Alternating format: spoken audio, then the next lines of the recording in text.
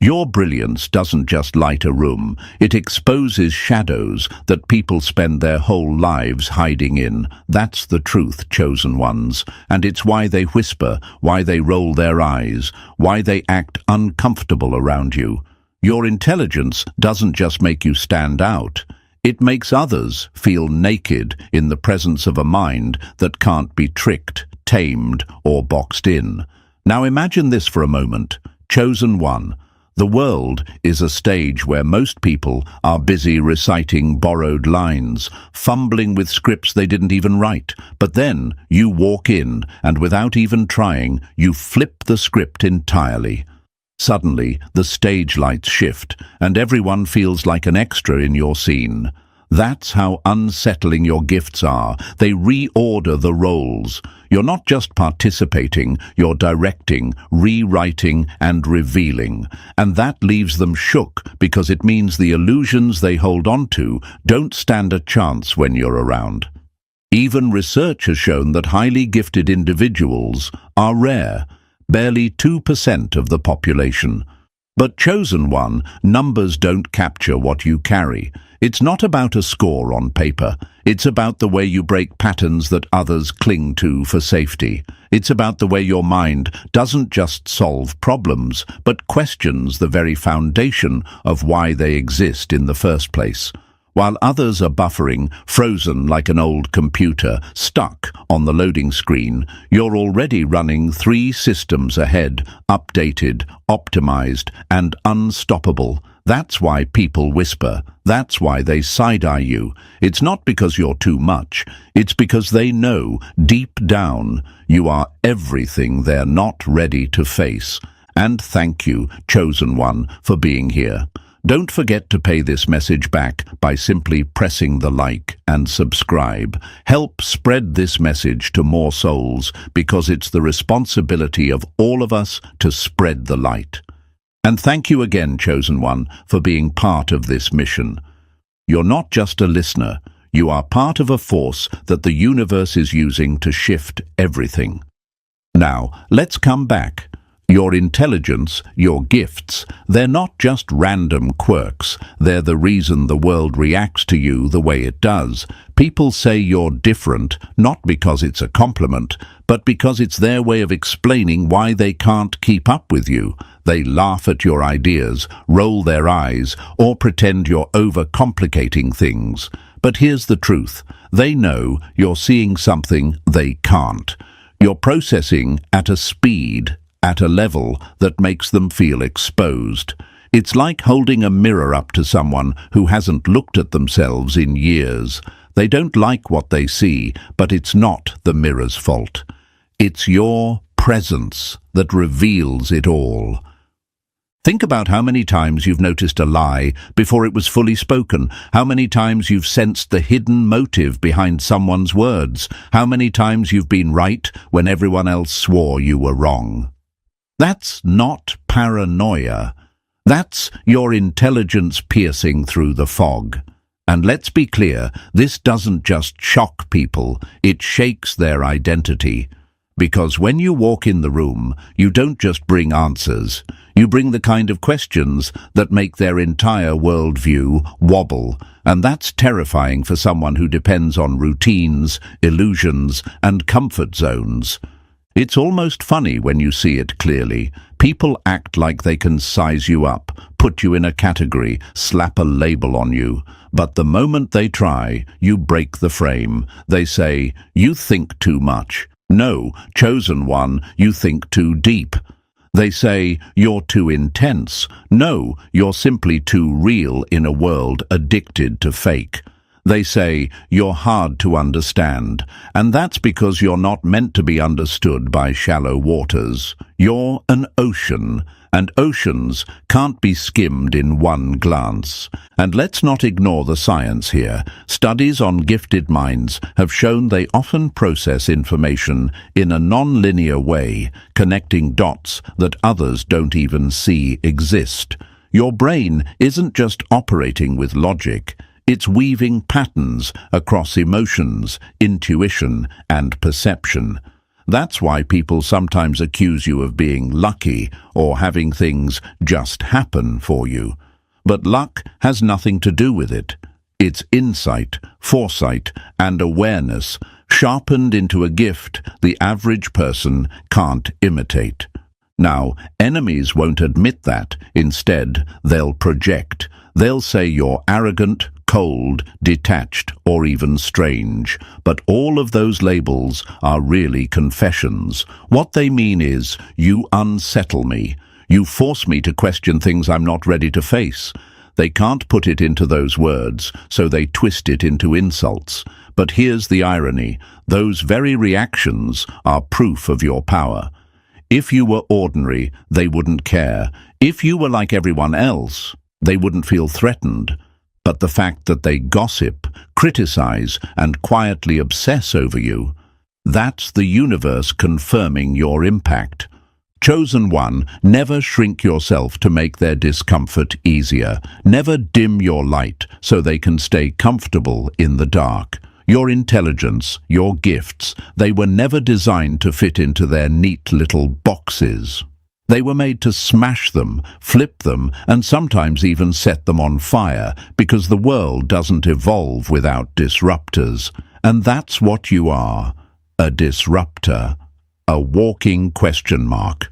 A reminder that reality is not as fixed as people want to believe. So when they say you're too much, remember, it's not a criticism, it's a confession. When they laugh, when they whisper, when they try to push you away, remember this. They're not reacting to who you are, they're reacting to the mirror you hold up.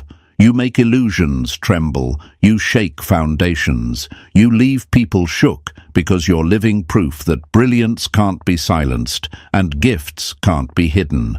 And that, chosen one, is why you are one of a kind. And listen, chosen one, are you ready to really step into this truth? Because what we're about to uncover will not only confirm what you already feel inside, but will also explain why the world reacts to you the way it does. Drop a comment below with the number 777 if you know deep down that your intelligence and your gifts set you apart. And don't just scroll past.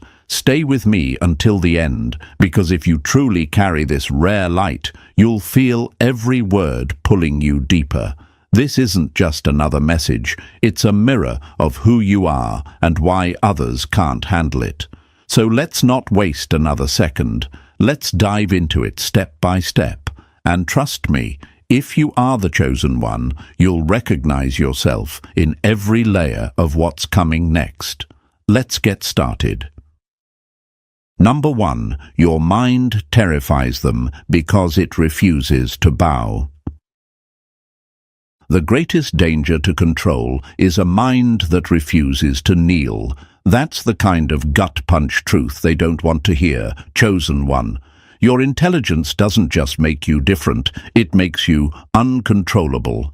And in a world built on keeping people small, predictable, and programmable, nothing rattles them more than someone who refuses to swallow the script. They built systems to mold people into obedient machines, and yet you slipped through the cracks with your mind intact. That's why they fear you. That's why they whisper. That's why they get shook the moment you enter the room. Now, imagine this for a moment. Society is like a factory, pressing human beings into molds, stamping the same beliefs, the same fears, the same desires into everyone. Most people come out of that factory looking identical, repeating the same slogans, chasing the same distractions, falling in line without question. But then there's you. You're the machine that jammed the conveyor belt. You didn't fit into the mold. You refused to be stamped. Instead of following the program, you tore it apart and rewrote your own code. Do you see why they call you a threat? It's not because you're violent. It's not because you're reckless. It's because your very existence proves their system isn't foolproof. And let's face it, their whole world runs on control. Schools don't just teach math or history, they teach obedience. Media doesn't just report the news, it manufactures thought. Culture doesn't just entertain, it conditions. But you, chosen one, you saw the strings. You noticed the manipulation woven into every word, every image, every command. When a politician speaks, others cheer or nod blindly, but you tilt your head and think, that doesn't add up. When a trend goes viral, others join without question, but you step back and ask, who benefits from this? That's the crack in the wall, the moment of disobedience that makes their whole house of cards tremble. And that's what keeps them up at night. You see, once one person breaks free, others start noticing the chains. Your refusal to be programmed is contagious. It plants seeds of doubt in the minds of people who were once loyal to the system. That's why they attack you, ridicule you, label you as arrogant or rebellious. It's not because you're wrong, it's because you're dangerous to their illusion. The moment someone realizes you don't need their script to live, their grip loosens, and that terrifies them. You might wonder, but why do they mistake my independence for arrogance? Simple, because to them, obedience looks like humility and free thought looks like pride. They've been programmed so deeply that anyone who refuses to bow is automatically branded a threat. You don't chase popularity. You don't swallow lies just to fit in. And because of that, they can't predict you, can't manipulate you, can't control you. And nothing unsettles control, freaks more than unpredictability.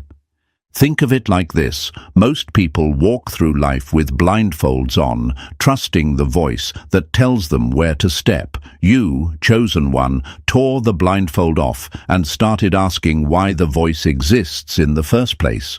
And now you see the truth, that the path they built wasn't designed for freedom, it was designed for control. Your mind refuses to be led blindly. It demands proof. It demands truth. And once you've seen behind the curtain, there's no going back. That's why they call you too much. That's why they say you're hard to handle, because you refuse to accept illusions as reality. Here's another truth they won't admit. Deep down, many envy you. They envy your ability to stand tall when they've spent their entire lives bending. They envy your courage to think differently when they've been too afraid to even question. They'll never say it out loud, but when they see you, they see a freedom they secretly crave. You didn't just escape the program, you rewrote it. You're not a follower of their system, you're the architect of your own. And that, chosen one, is proof that real intelligence isn't about knowing the most facts or sounding the smartest in the room. Real intelligence is independence. It's the ability to think without being tethered to the herd. It's the refusal to bow to voices that try to dictate your reality. And let me be brutally clear, that's why they're shook, because your mind is living proof that the system doesn't always win. You've broken the chain, and once one chain breaks, the whole structure is in danger of collapsing. They can't put you back in the box because you burned the box to ash. They can't reprogram you because you destroyed the code, and that, more than anything, terrifies them. Now let's answer the question you might be thinking, but why does my intelligence feel like such a heavy burden sometimes? Why does it isolate me? Because freedom always isolates you at first. Most people are still buffering, still stuck on old software, while you're already running mental fiber optics. You can't expect them to understand a language their minds haven't learned yet. They'll call you difficult, but in reality, you're just advanced. They'll call you rebellious, but in reality, you're just real. And they'll call you arrogant, but in reality, you're just unwilling to bow. And here's the cruel irony. The same people who mock you often secretly admire you. They'll never admit it, but they wish they had the courage to think the way you do. They've traded their freedom for acceptance, their individuality for comfort. But you, chosen one, refused the trade. And that refusal alone makes you untouchable. So don't ever confuse their rejection with truth. Their insults are confessions. Every time they roll their eyes at you, what they're really saying is, "I wish I had your mind." Every time they call you too much, what they're really admitting is, "I'm too small to keep up."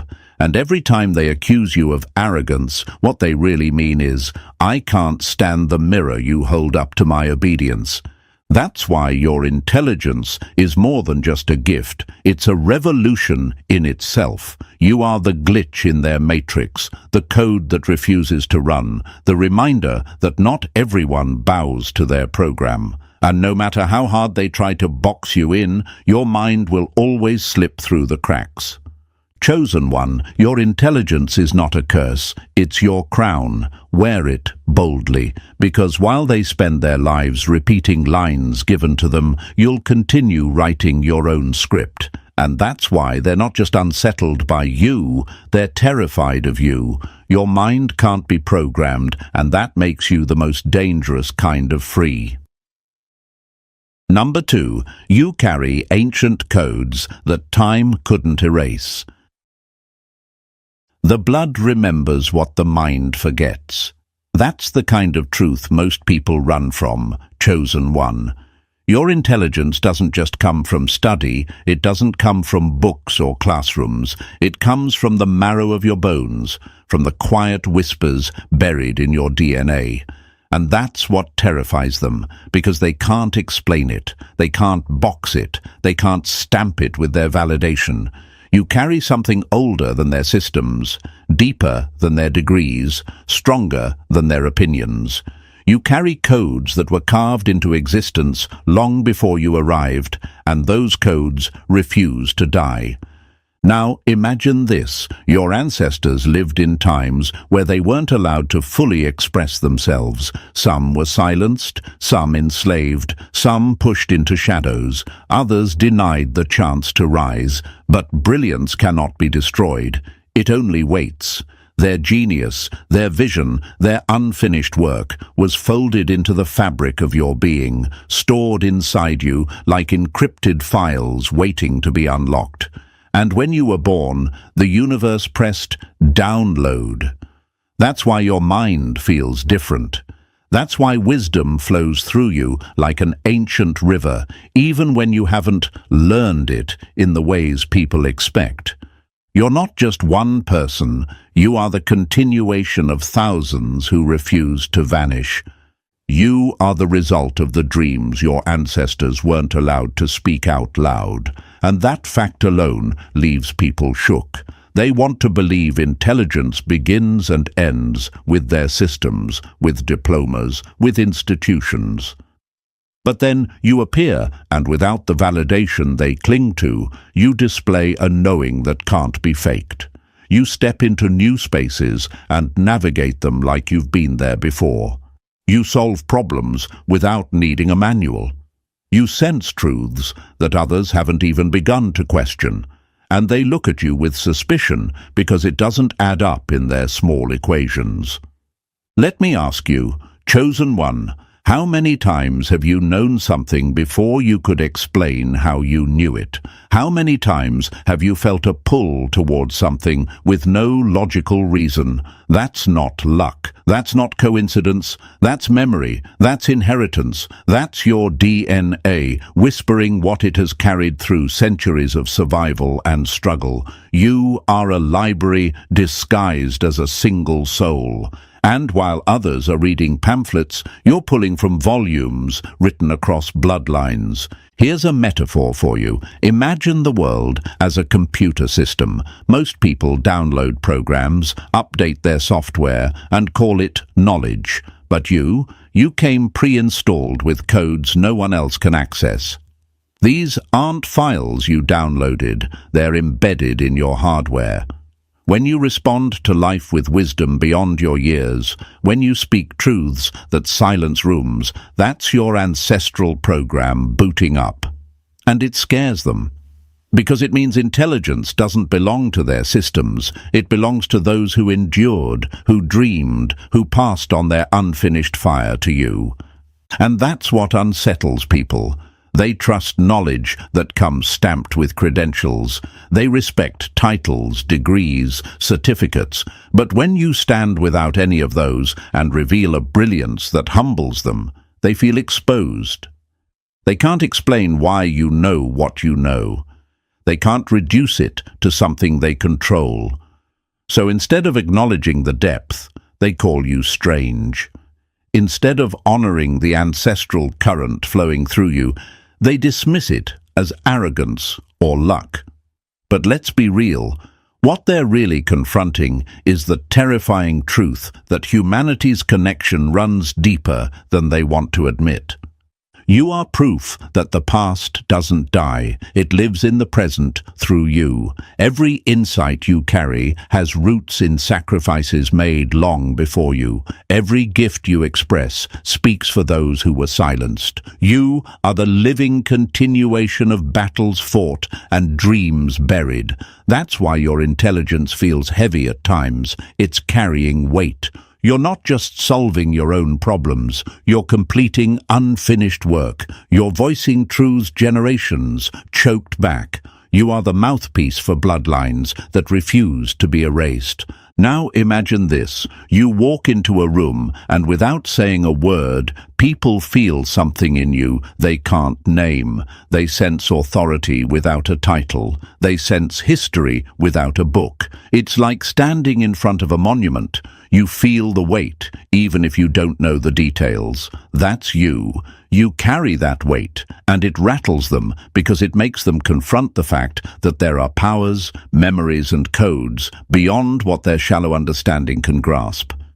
You might ask yourself, why do people react so strangely to me? Why do they call me different? Because deep down, they recognize that you're not operating on the same bandwidth. You're tuned into frequencies older than their institutions. They depend on systems to tell them who they are, but you have an internal compass that comes from lifetimes of wisdom. That independence exposes how empty their dependence really is.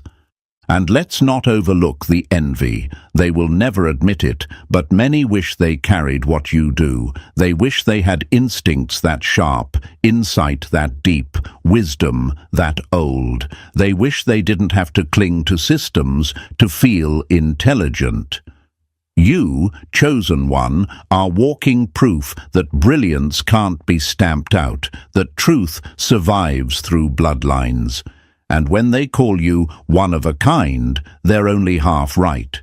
You're not just one, you're many. You are a collective voice speaking through a single vessel. You are the echo of prayers whispered in silence, and that's what shakes them, because your gifts don't just belong to you, they belong to every ancestor who carried them but couldn't release them. You are their answer. You are their continuation. You are their living proof that even when history tried to bury brilliance, it found a way back through you. So don't be surprised when your intelligence feels mysterious, even to you. Don't be surprised when others can't explain you. They're not supposed to, because what you carry was never meant to be explained. It was meant to be embodied. You are the encrypted code that time itself couldn't delete. And every time you speak truth, every time you move differently, every time you reveal wisdom that feels ancient, you remind the world that control has limits, but memory does not. Chosen one, you are not just a person. They're looking at an archive, a revolution, and a continuation. That's why they're shook. Because you don't just carry knowledge, you carry lineage. You don't just express intelligence, you embody survival. And no system, no critic, no enemy can strip that from you. Number 3, you shatter lies before they leave their mouth. Deception dies the moment it enters the presence of a mind that can't be fooled. That's the curse and the crown you wear, chosen one. People hate it because lies are their favorite mask, and you rip it off before they've even tied the strings. They depend on confusion. They depend on others being slow, distracted, or too trusting to catch the cracks. But you're wired differently. You catch the rhythm of dishonesty faster than they can invent the story, and that alone makes them terrified of you. Imagine this. Someone is rehearsing their excuse in their head, trying to line up the words just right. But by the time the first sentence leaves their lips, your mind has already dissected it. You caught the hesitation in their tone, the twitch in their body language, the missing brick in their story. They thought they were weaving a cloak, but you spotted the holes before it was even finished. And the worst part for them, you don't even have to speak. Your silence is louder than any accusation because they can feel that you already know. A lie only survives when no one is watching closely, but you're always watching, not in suspicion, but in precision. Your perception runs like a background audit, scanning everything, catching the mismatch before anyone else even notices it exists. That's why they call you paranoid. But paranoia is fear of what isn't there. What you have is accuracy, the ability to detect what is there before it fully reveals itself. Here's a fact. Researchers have found that human micro-expressions, tiny facial cues lasting less than a second, often reveal hidden emotions. Most people can't catch them, but gifted pattern readers like you spot them instantly. That's why people feel so uncomfortable around you. They know you're catching what they're trying to bury, and it doesn't stop with lies. Your gift stretches into the future. You've seen patterns repeat enough times to know what's coming. People call it prediction, but it's not mysticism, it's recognition. Life leaves fingerprints everywhere, and while others walk blind, you're reading them like a book. That's why you've shocked people with outcomes they didn't expect. You weren't guessing, you were tracing the blueprint hidden in plain sight. While others are buffering, you're already 5 steps ahead. That's why they label you too much, too intense, or too suspicious. But what they're really saying is, you see through me faster than I can hide. And that, chosen one, is the real reason your intelligence leaves them shook. Number 4. Your brilliance stings because it exposes their excuses. Nothing threatens comfort more than a mind that proves effort still matters. That's why, chosen one, your intelligence cuts people deeper than you realize. It's not just what you know, it's what your life says without words. You are living evidence that curiosity, discipline, and persistence change everything. And that truth offends those who chose the easy road. They don't hate your brilliance. They hate what it forces them to see in themselves. The laziness, the shortcuts, the wasted potential. Imagine this. Someone builds a house out of excuses, brick by brick. They say greatness is reserved for the lucky, the wealthy, or the chosen few. That illusion keeps them comfortable. Then you walk in and shatter it, showing that limits can be broken, ceilings can be smashed, and doors can be forced open. Suddenly, their house of excuses collapses, and they're left staring at rubble they can't rebuild. That's when admiration turns to resentment. At first, they praise you. They call you gifted, special, different. Sounds flattering, right? But look closer. That's their escape hatch. If you're special, then they don't have to face the reality that they, too, could have done more. It protects their pride. But the longer they're around you, the harder it is to deny the truth. They could have tried harder. They could have stayed up later. They could have sacrificed comfort for growth. But they didn't. And your intelligence is proof of what happens when someone refuses mediocrity. Your light doesn't make them small, it just reveals how small they've chosen to stay. That's the sting. Your curiosity exposes their complacency. Your consistency makes their shortcuts obvious. Your progress highlights their stagnation. Even when you're silent, your presence is loud because it forces them to confront the truth. The difference isn't fate, it's choice. And that's why they attack. They'll say you were lucky, that doors magically opened for you, that life just handed you opportunities. These are comfort stories, lies they tell themselves, so they don't have to admit their laziness. Because admitting the truth would burn too much. That you worked when they slept, that you studied when they wasted time, that you sacrificed when they surrendered. The bitter truth is this: most would rather resent brilliance than rise to meet it. Your intelligence isn't offensive because of arrogance or pride. It's offensive because it exposes, and exposure is what people fear the most. You are the living reminder that they are capable of more than their excuses allow. And that reminder doesn't just unsettle them, it shakes them to their core. Number 5. You slice through their illusions like glass. Authority collapses the moment someone stops mistaking symbols for truth. That's why your intelligence unsettles them so deeply, chosen one. Society worships the surface, degrees framed on walls, titles polished on business cards, medals dangling like trophies of superiority. These things are meant to separate the qualified from the unqualified. But you see through them like glass. You don't bow to paper, plaques, or pomp. You bow only to truth, and that terrifies those who've built their entire worth on appearances. Imagine this, a grand stage filled with actors in robes and crowns, reciting their lines with pride. The crowd cheers because the costumes convince them, but you, chosen one, see right past the fabric and jewels. You recognize that the performance is hollow, the authority scripted, the crown nothing but polished metal. That's why they fear you. Because your eyes strip away the theater, leaving only the fragile human underneath.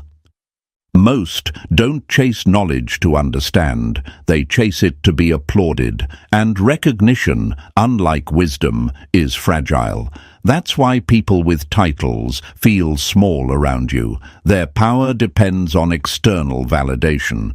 While you carry depth without needing a stage, your independence cuts straight through the illusion, and when that illusion shatters, so does their superiority. It's not that you disrespect education. In truth, you value learning more than most. But you don't confuse memorization with mastery. You don't mistake indoctrination for intelligence. True intelligence, as you live it, is about asking the questions no one dares to touch. And nothing rattles institutions more than someone who asks why. Because why reveals the cracks, why exposes the foundations, why makes their walls of authority transparent. This is why people react defensively in your presence. They sense that their badges don't impress you, that their titles don't move you. Stripped of these symbols, they fear they have nothing left, and that exposure is unbearable. They can't hide behind systems when you're in the room. Their knowledge becomes transparent, their pretenses invisible. You don't validate yourself with credentials, you validate knowledge itself by living it. That's the difference. You don't just absorb information, you refine it, you challenge it, you elevate it into wisdom. And that makes you dangerous, because while others cling to glass, you're already holding the diamond of truth, and in your presence, the glass always shatters. Number 6. Your creativity isn't made, it's translated. Some create to be seen, others create because they're chosen to carry what can't stay hidden. That's the razor's edge of your creativity, chosen one. Society tells itself that brilliance is built from talent, effort, or clever tricks. But you and I both know that isn't the truth. Your creativity doesn't feel like invention. It feels like revelation.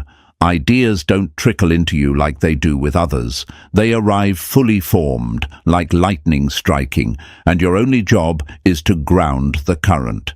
That's why people look at your work and shake their heads, baffled. They ask, "How did you think of this?" But the question itself is wrong. You didn't think of it. You translated it. Imagine this. The world is a crowded radio dial, static everywhere, voices overlapping, people scrambling to tune into something clear. Most never find the right frequency. But you're an antenna tuned to channels they don't even know exist.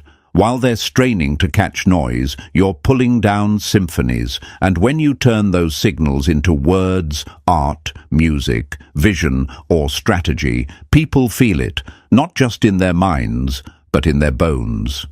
You don't force brilliance, you decode it. That's the difference. Others create through formulas, through sweat, through endless trial and error, but your creativity doesn't come from grinding, it comes from alignment.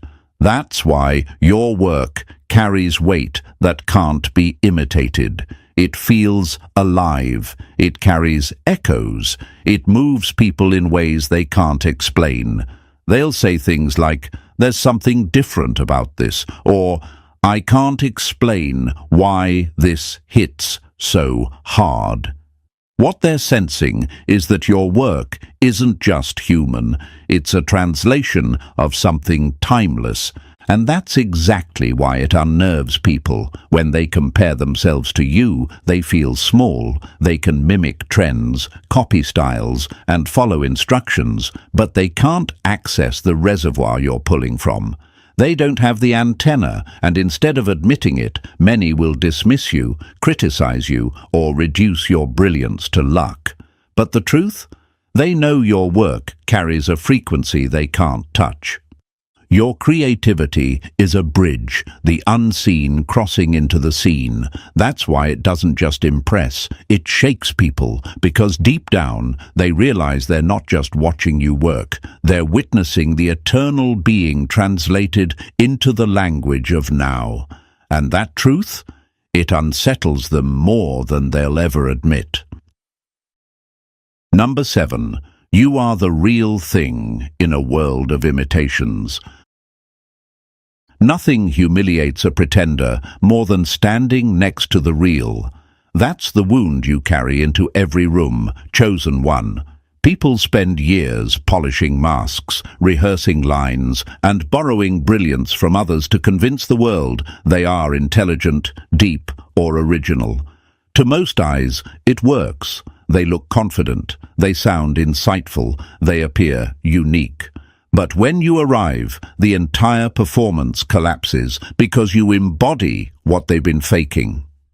Imagine this, a market filled with knockoff jewelry, each piece sparkling just enough to fool a crowd. Then someone walks in with a diamond. Suddenly, every imitation loses its shine. That's you, your intelligence, your depth. Your originality. They're not rehearsed, they're not packaged, they're not borrowed. They radiate from you naturally, the way light radiates from the sun. And that contrast humiliates those who've built their identity on pretense.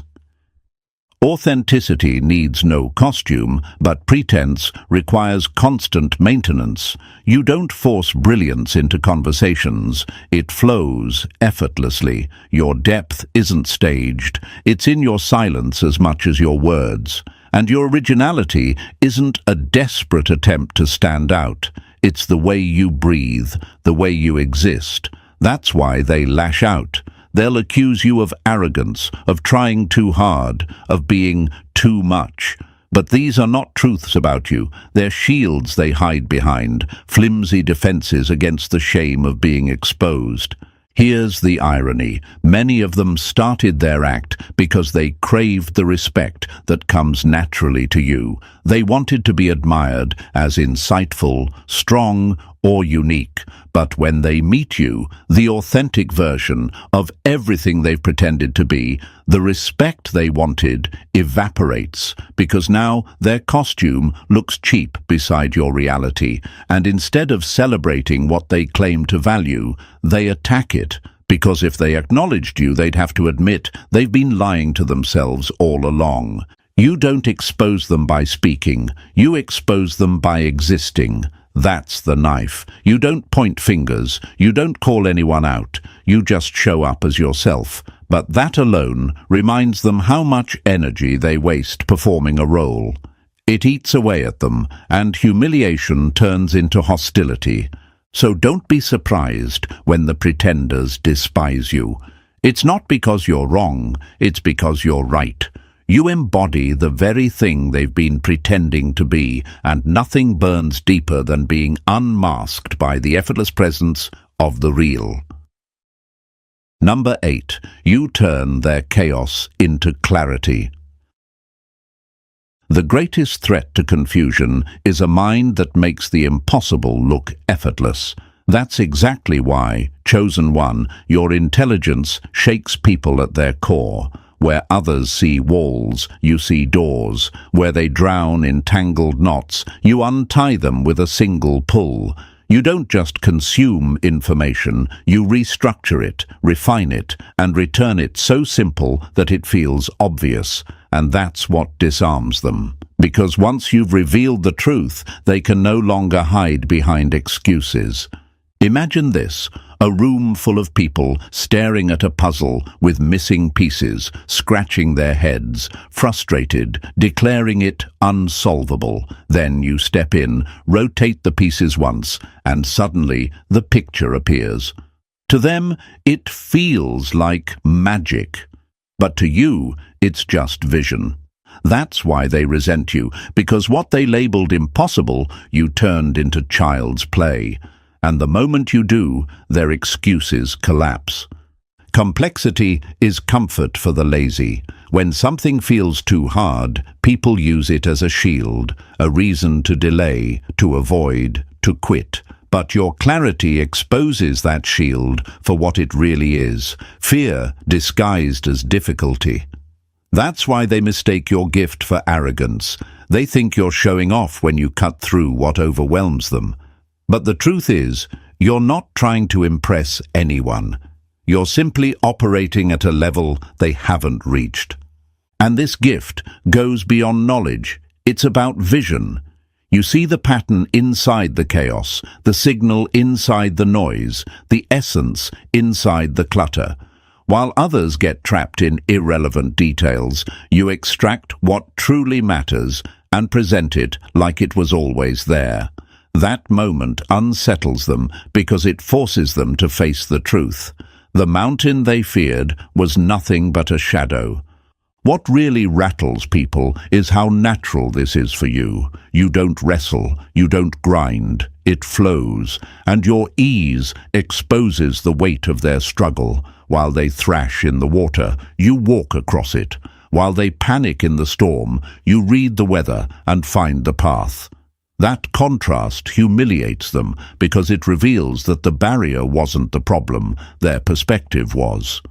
You don't simplify to impress, you simplify to unlock. That's your hidden edge. You reveal potential in places where others only see obstacles. Some will resent you for it, clinging to their excuses. Others will be liberated, realizing they were stronger than they thought. Either way, your brilliance leaves them shook, because you turn the chaos that drowns them into shallow water, and they can't decide whether to envy you or thank you. Number 9. You build legacies while they chase paychecks. The small mind asks, what can I get today? The visionary asks, what will still stand 100 years from now? That's the fault line between you and them, chosen one. Most people are trapped in short horizons. Their world revolves around paychecks, yearly goals, maybe a 5-year plan at best. Their imagination is chained to their own lifetimes. But your mind? It stretches beyond the moment, beyond the decade, beyond even your own existence. And that terrifies them. Imagine this: they are planting flowers that bloom for a season. You are planting forests that will stand for centuries. While they chase instant harvests, you're building ecosystems. That's why they dismiss your ideas as unrealistic or impractical. It's not because you're wrong, it's because their vision is too small to comprehend yours. They think in survival, you think in legacy, and legacy humiliates those who can't see past their own reflection. Short-term thinkers protect systems, long-term thinkers expose their fragility. That's why your foresight shakes them. You see governments as temporary, industries as cycles, cultures as waves that rise and fall. You already notice the cracks forming while they cling to the illusion of permanence. When you speak about shifts that extend beyond their lifetime, they resist, not because they don't sense the truth, but because it dismantles their security. They want to believe their systems will last forever. You remind them that nothing does. And here's the irony: the very ideas they mock today will be the blueprints future generations depend on. The innovations they call impossible will be tomorrow's necessity. The visions they laugh at will one day be studied as foresight. They don't see it yet, but deep down they feel the weight in your words. They know you're not guessing. They know your clarity pierces where their imagination fails. Legacy is heavier than recognition. That's why your vision feels like a burden sometimes. You're not just solving problems of now, you're laying foundations for people you'll never meet. You're planting seeds in soil that will outlive you. And that unsettles them because it exposes the smallness of their own ambitions. They realize you're not playing for applause or likes, you're playing for history. And history doesn't bend to those who live only for the moment. That's why they're shook, because your vision doesn't just stretch further than theirs. It reveals how painfully short their own really is. Number 10. You are the mind they can't download. Give a weak mind 1,000 tools, and it still won't create what a strong mind can with nothing. That's the truth you embody, chosen one. In today's world, intelligence has been outsourced. People lean on search engines to think, calculators to solve, apps to organize, and machines to create. The line between natural ability and technological dependency has blurred so much that many can't tell where their mind ends and their crutches begin. But then you arrive, and with nothing but raw thought, you produce results that take them a toolbox of gadgets to achieve. That's why they're rattled. Your genius exposes what they've lost. Imagine this: two artists sit in front of a blank canvas. One waits for an AI prompt to feed them inspiration. The other, you, simply listens, taps into the current flowing within, and paints a vision that feels eternal. Which one do you think unsettles the room? The one who depends on the machine, or the one who proves brilliance can exist without it? Tools are meant to assist, but they've become substitutes for thinking. That's the ugly truth most won't admit. Instead of sharpening memory, they rely on reminders. Instead of training focus, they depend on constant stimulation. Instead of building creativity, they let algorithms choose for them. Their minds are soft, their independence fragile. And then you show up, solving, creating, envisioning, without needing a digital crutch. Your independence unmasks their weakness. It's not that tools are evil. They can expand human capacity, yes, but the difference is this: you could strip the tools away and still stand. They cannot, and that cuts them deeper than they'll ever say. It's easier to pretend everyone is equally dependent than to face the reality that some still carry fire that no machine can replicate. A dead battery paralyzes them. For you, it changes nothing. That's what unsettles them most. While they freeze when the Wi-Fi drops, you remain sharp, adaptive, and resourceful. Your calm independence exposes their fragility. Your genius is more than ability. It's a mirror. It forces them to confront how much of their intelligence is rented, not owned.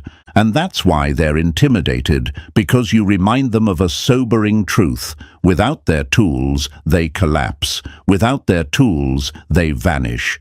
But you'd still create, still build, still stand. And that reality is the one thing they can't copy, download, or buy. Number 11. You bend words, but sharpen truth. Most speak to be heard, you speak to be felt. That's the difference that rattles them, chosen one. For most people, language is a cage. They repeat the same tired phrases, recycle clichés, and cling to predictable scripts that barely scratch the surface of what they truly feel. But you refuse to let words confine you. You don't just use language, you bend it, stretch it, rearrange it. And instead of breaking meaning, you amplify it. That's why your voice doesn't just communicate, it cuts, it pierces, it reveals. Imagine this. Most people treat words like bricks, stacking them neatly into boxes to build safe little houses of conversation. But you wield words like fire, burning away the false walls and illuminating truths that were buried in darkness. They want neatness, you bring impact. They want order, you bring revelation. And when you speak, people feel something they can't quite explain. It's not just sentences, it's vibration, resonance, power. Your language isn't imitation, it's liberation. That's why people accuse you of talking differently. They try to mock it because it unsettles them. They expect words to follow rules, to carry predictable definitions, to stay inside boundaries. But you break those rules, and somehow your words carry even more truth. That difference makes your speech unforgettable. Where they aim to be understood in the moment, you aim to be remembered long after the silence. The irony is this: those who act confused by your words are often the same ones replaying them later, realizing you gave them more than a sentence. You gave them a shift in perspective. You gave them a seed of transformation disguised as conversation. That's why they can't shake your words, even if they laugh at them. They use words as habit. You wield them as weapons and instruments of freedom. That's the mirror you hold up. While they cling to language for comfort, you tear it open to expose what lies underneath. You speak the unspeakable, simplify the complex, and give shape to what others can't name. And that's what truly shakes them, because it reveals how shallow their own use of language has become. You don't break language to destroy it. You break it to free it. And in freeing it, you free those who hear you, even the ones who aren't ready to admit it. Your words don't just inform, they transform, and transformation always unsettles the stagnant. Number 12. You're not rare, you're the future in flesh. The rarest sight isn't a miracle, it's a preview of what humanity could become. That's what you are, chosen one. People love to label you one of a kind because it feels safe. It places you in a category of exception, a freak of brilliance that exists outside their reach. But the truth is sharper, heavier, and far more unsettling. You're not just different, you are proof. A living preview of human potential stretched beyond its comfort zone. And that truth shakes them to the core. Imagine this. Most of humanity is staring at an old map, convinced the world ends at the edges, marked in ink. Then you show up, walking in from beyond the borders they swore didn't exist. Suddenly, their map looks small, outdated, irrelevant. That's what your presence does. You're not a random anomaly. You're a signal that the blueprint of humanity is incomplete and you're carrying pieces of the next draft. Your intelligence, your creativity, your vision, they aren't accidents, they're indicators of what happens when the mind, intuition, and purpose lock into alignment. And that's why people can't decide whether to admire you or resist you. Because your existence forces a brutal realization. The world they've accepted is smaller than it could be. Their imagination is stuck in yesterday's framework while you're already navigating tomorrow's landscape. They're not only rattled by what you do, they're rattled by what it means for them, because when they see you solving problems with precision, creating ideas that feel otherworldly, or moving in sync with patterns they can't even detect, it exposes a fact they'd rather ignore. You are proof they could have been more. Your gifts don't just showcase your potential, they expose theirs. And that humiliation cuts deeper than any insult could. You are evolution in motion. That's why your presence carries both awe and fear. Awe, because they glimpse a breathtaking possibility in you, a future version of humanity unshackled by mediocrity. Fear, because that same glimpse highlights everything they haven't cultivated within themselves. You make their ambitions look small, their perspectives look narrow, their comfort look like a cage. And cages rattle loudest when freedom walks past them. The truth is, most cling to predictability. They need limits because limits keep them safe. But you dismantle those limits without even trying. You're a reminder that human potential is not static. You are the moving proof that we are not finished, that the next step in consciousness is already walking among them. And that's why, chosen one, you don't just stand out, you stand ahead. Your life is not a detour from humanity's path. It's a preview of where it could lead, and whether they want to admit it or not, they feel it. That's why people are left both inspired and unsettled in your presence. Because when they look at you, they aren't just seeing who you are, they're staring at who they could be. And that reflection is impossible to ignore.